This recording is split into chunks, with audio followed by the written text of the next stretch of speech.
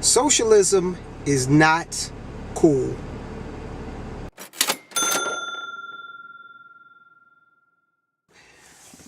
In this video, I'm going to be very blunt.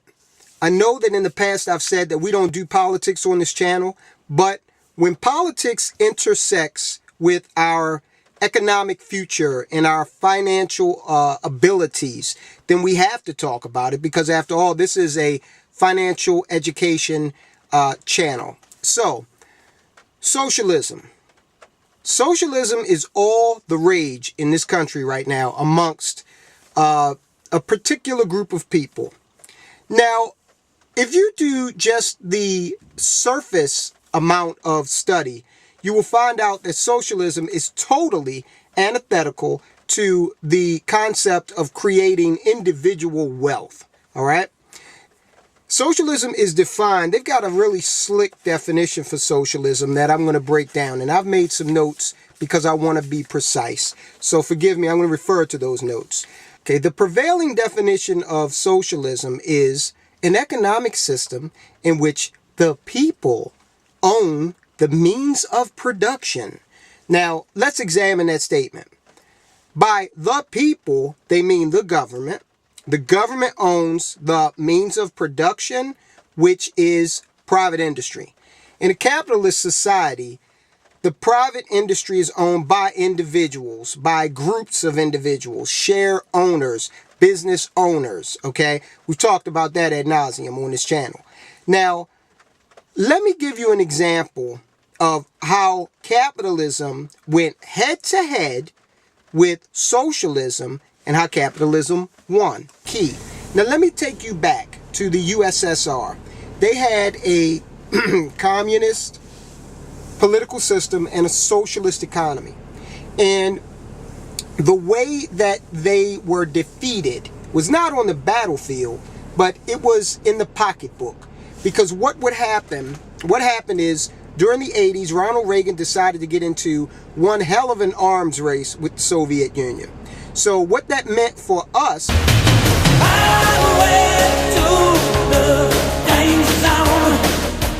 Gonna take it right into the danger zone. The Soviet Union had what's called a command and control economy, socialism, hardcore. They were communists in their political beliefs. All right, so what happened was Reagan started to beef up the military. And what that did was that boosted our economy. The way it did that was by the United States government saying, okay, we need a tank, we need an aircraft carrier, we need an airplane, we need guns, all right? And that order would be paid for by the American taxpayer. From there, the equipment would be produced by private companies. Lockheed Martin, Northrop Grumman, United Technologies, on and on and on. These private companies employed individual people. These individual people, at the end of the week when they got paid, they would cash that check.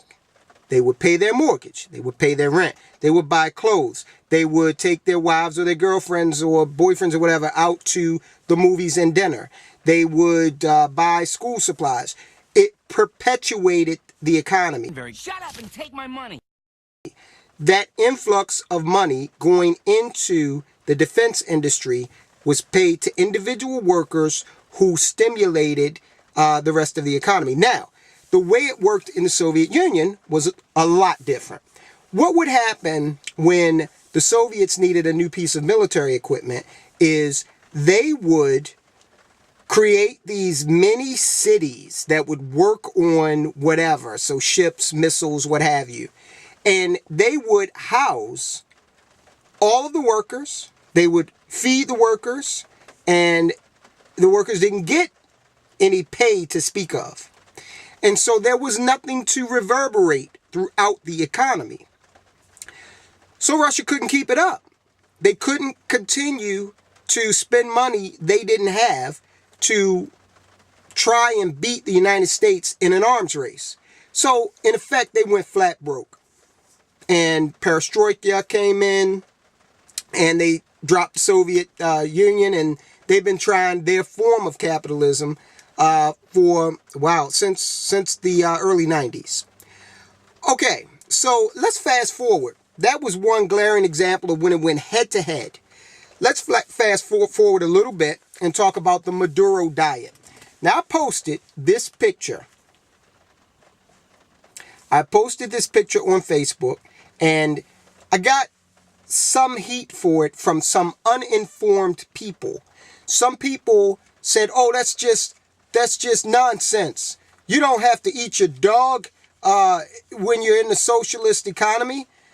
The hell you don't.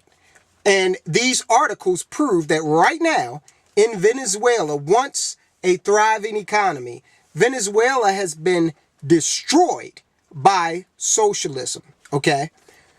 Yeah, in a socialist economy, you may end up having to eat your family dog. And that is not hyperbole. All right?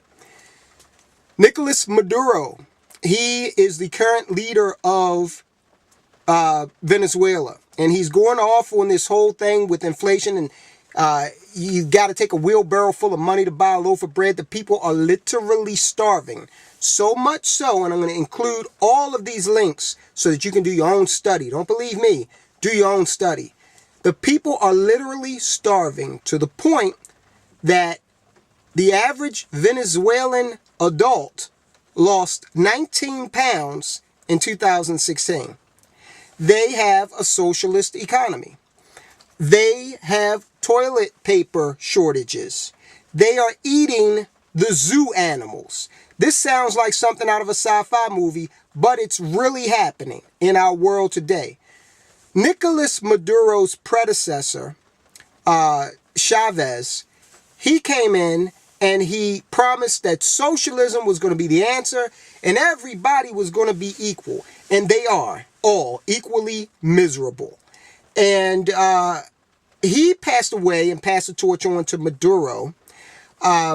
It's funny because Chavez, his daughter, she somehow is a multi-millionaire, one of the richest women in South America. But her father touted this socialism thing. That's another thing with socialism. The top echelon always manage to make out and become very comfortable and very wealthy.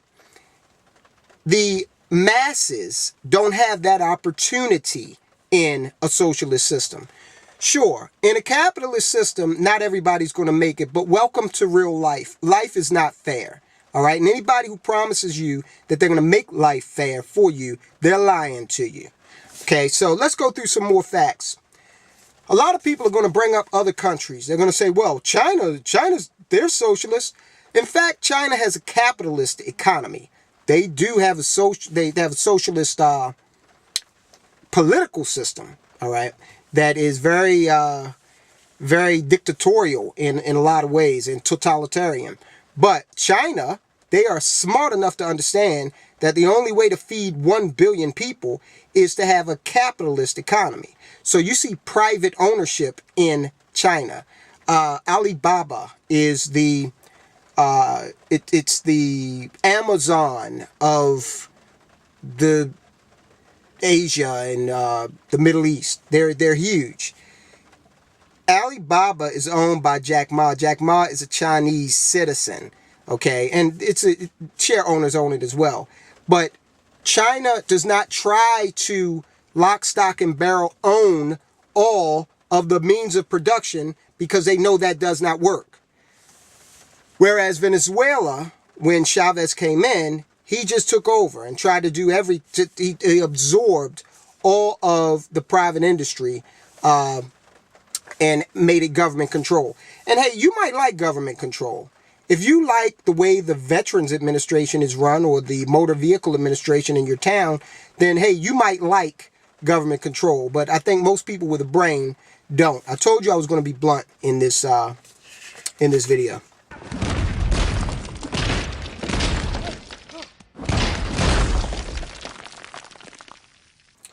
So then they'll point at other countries like Norway, Finland, Sweden, Denmark, the Nordic countries. And they'll say, well, they're doing all right and they've got socialism over there. All right, well, fine. You want to practice their socialism over here? One of the things that they have is a 25% VAT, or value added tax. What that means is, with the exception of items like food, movie tickets, and books, okay? Everything else, you pay a 25% tax on. Now, you might think, oh, that's nothing. Yeah, well, go out and buy a $20,000 car and then pay $25,000 worth 25% tax on top of that. Go buy a house and then pay a 25% tax on top of that. Go buy clothes. A $100 pair of boots is now going to cost you $125, all right, in the Nordic countries. So if you're a wealth hustler, stay away from socialism. In fact, I'm going to give you in the remarks, in the description, some more ammunition to go up against people when they start talking this socialism crap, okay? It might sound good, but it doesn't work. Look at Cuba. We can go to Cuba now, and we can see for ourselves what socialism has wrought. I know someone who just came back from Cuba, and she says it was terrible. The people are living in absolute squalor, all right? Go to YouTube after you watch this video and look up Cuba, El Camino. See what their morning commute is like in their socialist paradise.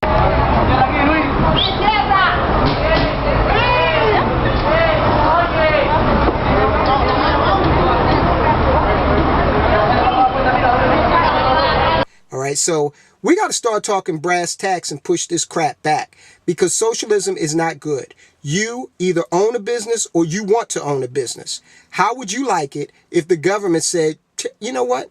We're going to take over that business. We don't give a damn how hard you work to build it. We can do it better, and we're going to distribute all that you own to the people. It's happening in South Africa right now. All right, so if you got any questions, hey, put them in the comments. Agree, disagree, like this channel. If you like capitalism, like this channel. If you don't like capitalism, what the hell are you doing with a computer in your hand? Because this is a capitalist society, and everything you own was produced capitalistically. All right, subscribe, like, pass this video on, share it. Let people know about the evils of socialism, the shared misery of socialism. Tyrone out.